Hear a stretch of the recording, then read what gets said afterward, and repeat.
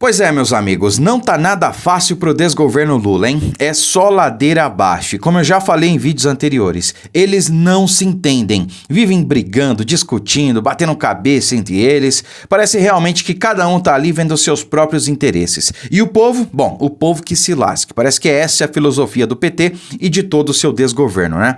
Além do mais, eles têm que lidar com um grande problema, que é a esbanja. Além de ter que lidar com as derrotas oriundas do Congresso, porque eles não têm base, não tem apoio, não tem maioria, aliás, não tem maioria em nenhum lugar, principalmente na sociedade, né?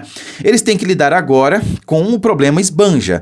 Então, olha só, os ministros, eles têm os seus problemas para resolver e quando eles levam isso pro Lula, a esbanja meio que dificulta a coisa. O que dificulta tudo no final, né? Fica pior ainda para a população.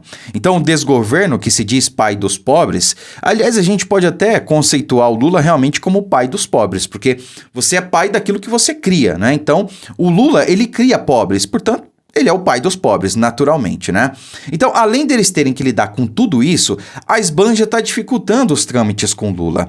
E, além disso, o próprio desgoverno não se conversa, não se entende e vive batendo cabeça. É o caso, por exemplo, do Alckmin, que é o vice-presidente e também ministro do desgoverno, e o Haddad, um dos, se não o principal ministro do desgoverno Lula. Vamos falar sobre isso e sobre outras questões também. Desde já, deixa o seu like e compartilhe esse vídeo, tá certo? Bom, vamos começar aqui então com, digamos, o contra-ataque aí que os ministros do Lula estão fazendo com a esbanja, né? Veja, aliados de Lula se desesperam após derrotas do governo e partem pra cima de Janja. Abre aspas, ela tá atrapalhando tudo. Vamos entender essa coisa aqui, ó. Veja, uma das queixas mais repetidas em Brasília, porém ninguém teve coragem de fazer diretamente ao presidente.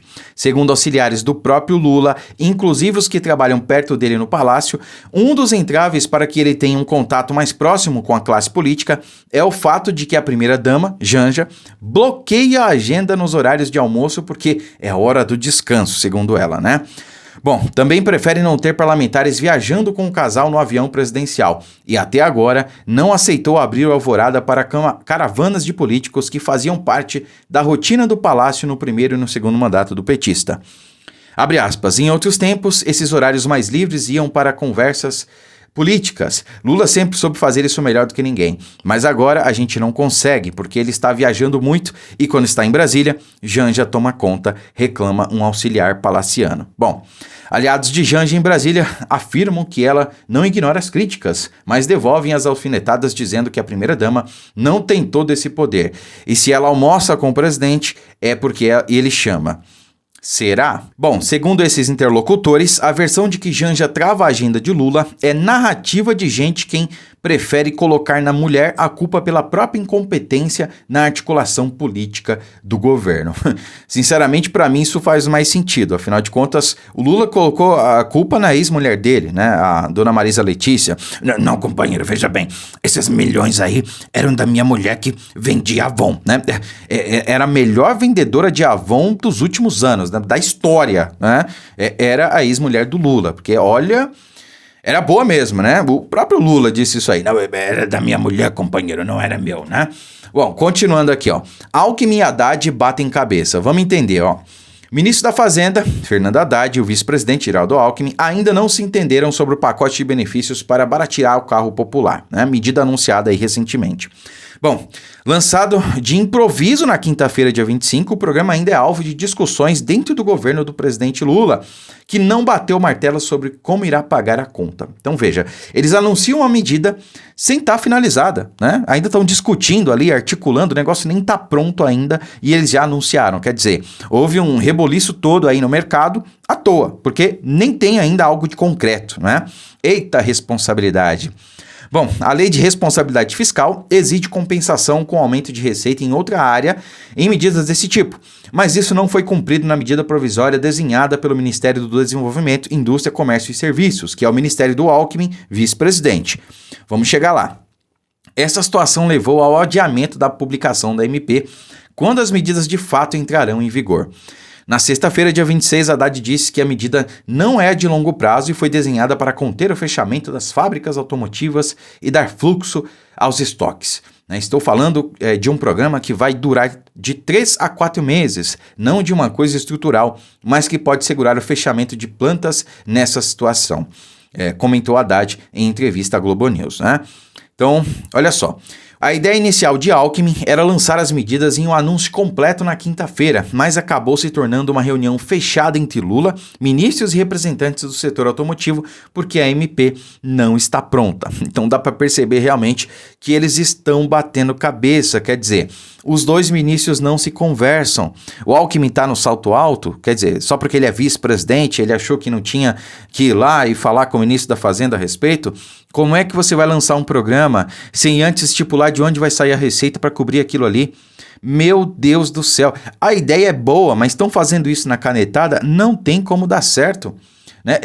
Mais uma medida populista, né? A gente pode até comentar sobre isso em outro vídeo, que visa aí realmente só dar a sensação para o povo de que está mais fácil comprar carro, de que está mais fácil isso e aquilo, como foi no primeiro e segundo mandato do Lula, principalmente no primeiro, né?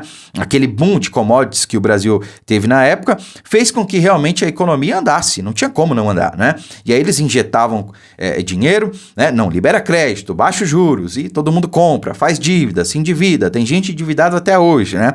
Aquele governo populista, a sensação realmente de que a economia tá boa, tá bem, né? É para isso que serve essa medida. Mas nem isso eles conseguiram. Por quê? Porque não se conversam, porque estão batendo cabeça, porque a Janja tá ali se achando, sei lá o que ela tá se achando.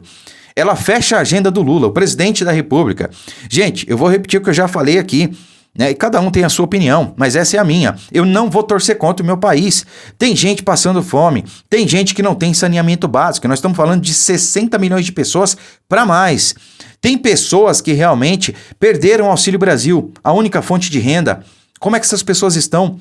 Mais de 2 milhões de pessoas deixaram de receber o Auxílio Brasil, agora Bolsa Família, né? Porque, segundo critérios do desgoverno Lula, essas pessoas não têm mais direito. Como é que essas pessoas estão se virando, né? E aí a gente vê um desgoverno realmente totalmente desconexo, que não consegue articular uma medida provisória simples, né? Totalmente, cara, tá tudo perdido, né? Esse país está virado ao avesso. Eu me preocupo com as pessoas que realmente precisam, né? Essa é a questão. Eu não tô torcendo contra, mas a realidade tá me indicando que realmente a coisa tá muito pior, né? E não tem como a gente negar a realidade. Vem petista aqui no chat e fica me xingando, chamando de mentiroso, que não sei o quê. Às vezes eu pergunto para as pessoas, né, que vêm falar isso. Tudo bem, me fala aí qual foi a mentira que eu contei. Aí a pessoa não fala, a pessoa responde com ofensa. Ah, vai para aquele lugar. Ou você só fala mentira, isso e aquilo. Aí você vai lá e educadamente fala para a pessoa. Tudo bem, eu sou mentiroso, ok. Qual foi a mentira que eu contei sobre o governo Lula? A pessoa não responde, ou responde outra coisa. É porque não tem mentira, é tudo verdade. E não tem como contrapor a verdade. Não tem como contrapor a realidade. Essa é a questão. Agora veja, essa medida provisória que eles estavam tentando articular aí, talvez nem saia, né? Sobre barateamento de carros populares, incomodou o Arthur Lira. Por quê? Eles esqueceram de avisar o Congresso sobre essa medida, né? Olha só, chateado, Arthur Lira reclamou a aliados que Lula anunciou o programa para incentivar a compra de carros populares sem combinar com ele previamente, porque, é claro, essa medida provisória vai passar pelo Congresso, né? Como é que ele faz o negócio sem falar com o presidente da Câmara? Bom, o Lira não gostou.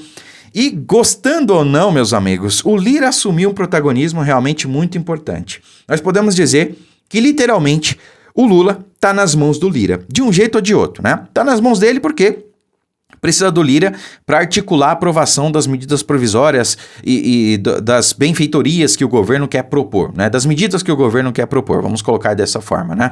Benfeitorias vindo do PT. Alguma coisa não está certa nessa história. Bom, além disso, o Lira, basicamente, é quem está controlando a CPMI do 8 de janeiro. Por quê? Já foi instalada, tem lá o presidente, tem a relatora e tudo mais. Só que quem é que define a pauta da CPMI? É o presidente. Quem foi que indicou o presidente da CPMI, que é o deputado Arthur Maia? Arthur Lira. É aliado dele.